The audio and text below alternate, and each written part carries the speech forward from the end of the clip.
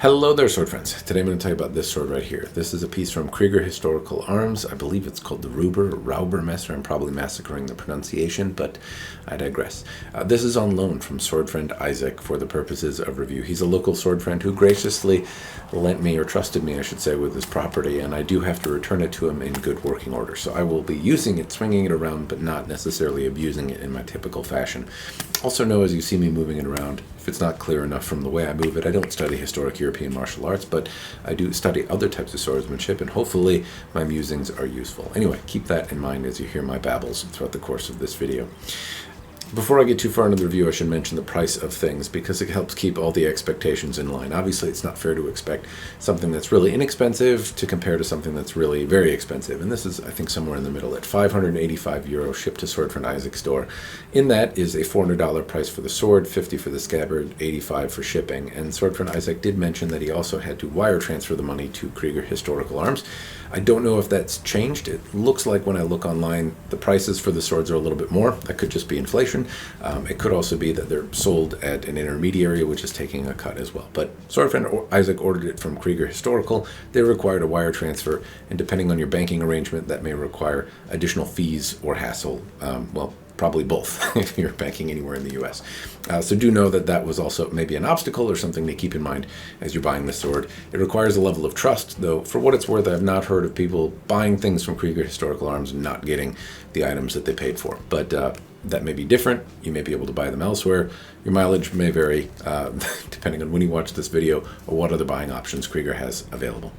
All right, now I'm going to start with the bits and bobs and fits and features. I'm going to start with where the pommel would be. Now, noticeably, this one doesn't really have a pommel. It's just got a wooden grip. But I'm going to focus on the little end bit right here. There's a little beak that comes out. It is very well defined, not super sharp. It's very easy to make these things too pokey or too soft where they lose the dimension of the woodworking that's here, or don't have a beak that's large enough to really be of any particular use. And this one has a few uses that I was able to find. One, if I had the belt suspension system on, I could pull this from my offhand, from the wrong side, upside down, whatever. This little catch here really locked my fingers in and gave me something to hold on to as I drew it from the scabbard, and it withdrew easy enough to do it one-handed without supporting the scabbard itself, which I can appreciate. It's also very comfortable. It's easy to make these things too sharp or, well, basically so they hurt your hand. There wasn't a way that I could hold this that really hurt myself, or hurt me, I should say.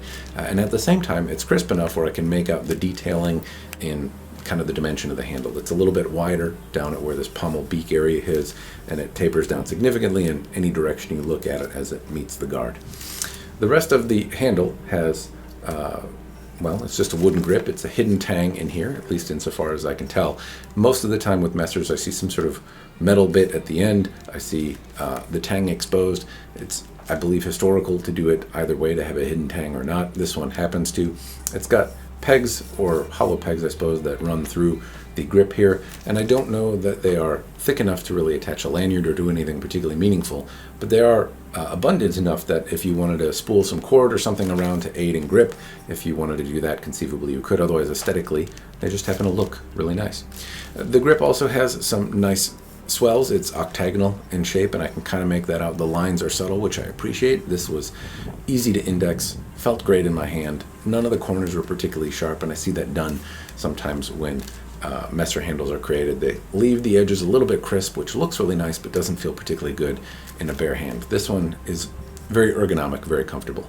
Indexes really well, lines up with your hand really well. It's a very well thought out grip, well executed grip. In terms of dimension, you can see that it swells out towards the end, tapers down as it meets the guard, and doesn't overlap where the cross guard is. It does sit a little off kilter slightly to the nagel, but given that it's an asymmetrical grip, or guard I should say, it doesn't pull my eye in as much as it might. Other bits to note is that I don't see a whole bunch of resin or filler or rework of material. It has, well, not necessarily super glamorous or ultra refined. It looks really clean. It's a well done grip, especially in a sword that's, I would say, in the mid-tier price. It looks very nice. Moving up to the crossguard area here. Also, again, I can I would say it's elegant. It looks like it's forged out. I'm not certain about that. It could be cast, but it has a forged look appearance to it. There are minor imperfections and things that roll around, but they're not immediately apparent to the eye. What is apparent, though, is there's an abundance of tool marks everywhere here. So on the guard, they're everywhere that you look. And conceivably, a person, if they wanted to spend enough time, I don't expect these to be perfect looking, but if you wanted to make it perfect looking, then you could. You could take some sandpaper, clean it up if that's something that you wanted to do. Otherwise, it has a nice look. It's got a little upswept back portion of the quillen. It's got a D-guard here, which gives you some reassurance. It also feels really secure. If I pull on this with my hand, it has the slightest bit of give, but it feels very, very solid in the hand. It also just looks cleaner. There's not a bunch of wavy lines. It's not particularly haphazardly done. It has overall a reasonably crisp shape to it. And the edges are such that none of them are sharp, none of them bite into my hands from, again, an ergonomic perspective. Swinging this around, choking up on the guard, putting a finger over it, nothing hurts. It's all very user-friendly. The one part that I'm not entirely sure is sufficient or not is the nagel. So I do see what appears to be a square peg that runs through, and then there's a very small peen on the opposite end, which is also a little bit sharp. So if you thumb the grip or something, if I really was using this and moving around with a bare hand, this would probably take off some skin. And I'd be hesitant to file it down because it's important to keep enough material there that the nagel is strong. Now, I like that there appears to be a square hole here, because that's going to keep the nagel from turning around. It doesn't seem loose at all, but the peen appears pretty small on the other end. I don't necessarily fundamentally understand what a nagel is for, apparently, because in other videos I've hit the nagel and people have said that's not really what it's for. It offers hand protection in a pinch, but it's more for binding, controlling your opponent, that kind of thing. If this were to absorb a strike, I'm not super confident that it's going to hold up a very long time, but if it's for controlling an opponent's blade, it appears sufficient and strong for that. So at least those are my thoughts. But I'm not going to beat this with a metal pole like I have with other swords because it needs to be in good shape. I would just say that the little peen on the back, it doesn't look as robust as what I've seen from vendors like Lance Connect Emporium, where it's quite a bit meatier, and that usually gives me a little bit more assurance that nagel is going to stand up to some punishment if needed. Here, I'd imagine that it's sufficient to take some glancing blows or something, but if there's a hard strike that comes in, I'm kind of thinking it's going to have some problems or diminish relatively quickly. Apart from that, the gap where the blade meets the crossguard is relatively small, especially that since these are kind of handmade and forged out, I'm pretty impressed with the tolerances that are here. It's a small, nuanced aesthetic thing that doesn't really have much impact on usage, but it's a nice little nuance to see when it's clean, and this appears generally pretty clean. It's obviously milled out a little bit along the edge. That's where I see the most of the gaps. Apart from that, though, I would say all in all, it seems very small. It also seems like it's filled in with some sort of epoxy or resin. I appreciate that that's filled in. It'll keep water from getting down in there, but also good on them, because I don't see huge bunches of epoxy kind of falling and swelling out and filling up every little nook and cranny and making a mess of things. It's tastefully applied.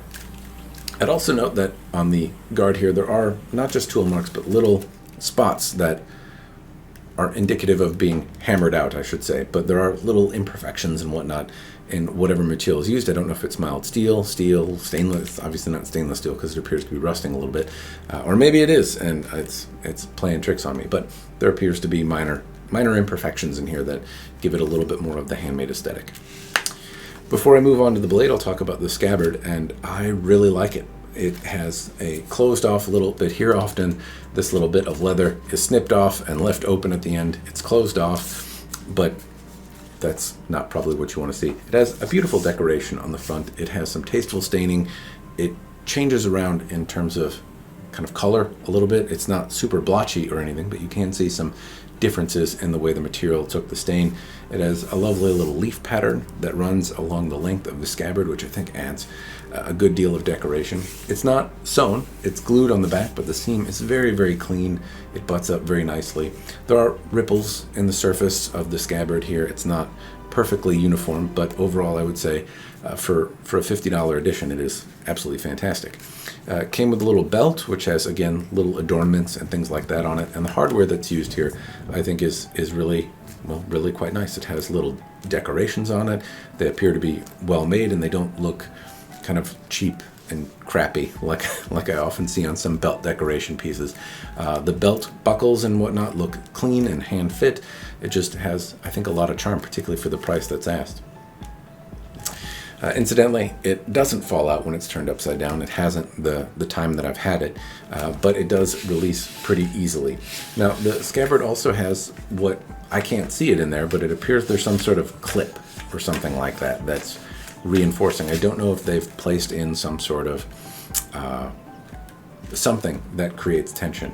I can see some indication that it's present on the blade, and it kind of clicks.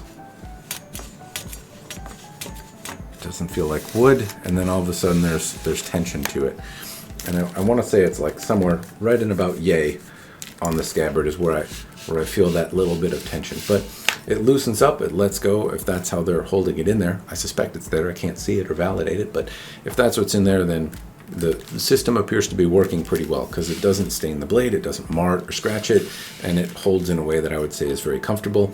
Also, if it got wet, which has been the subject of debate recently, that if your scabbard is really tight and the sword doesn't fall out, if it gets wet, then perhaps it will stick and moisture will impact your ability to draw the sword. If there's some sort of tensioning device in there, then it allows enough space for the blade to be somewhat loose, I suppose, and be less impacted by water. I don't really know if it's there though, so I won't belabor that point. Anyway, it draws nice. I was able to draw it one-handed. I was able to draw it without supporting the scabbard. Overall, very comfortable experience there. All right, now I'm going to talk about the blade, the pointy stabby part, and there's quite a bit to unpack here, despite its very simple appearance. One, in terms of profile, there's probably a name for this typology. I don't know what it is. It almost looks like it recurves, but it doesn't insofar as I can tell. It does have a pronounced taper to it in profile as well as in distal taper. It flexes towards the top third of the blade. The tip kind of has a slight drop tip, and that lines it up with your wrist just a little bit more for thrusting, and I think it really helps in getting some tip control and delivering those thrusts. The profile also reminds me of the sword used in the movie Stardust, which is a movie that I'm a fan of. I've had a prop version of that sword, and this one feels worlds better in the hand. I'll talk about that in a moment, though. Anyway, profile-wise, it looks like a big kitchen knife, but it certainly can do more than a kitchen knife can. It does have two fullers that run about 3/4 of the length of the blade. They're not terminated in the same spot, but you have to kind of be picky to notice that. They're not terminated super well, but insofar as European swords and the way fullers terminate, it's reasonably crisp, actually.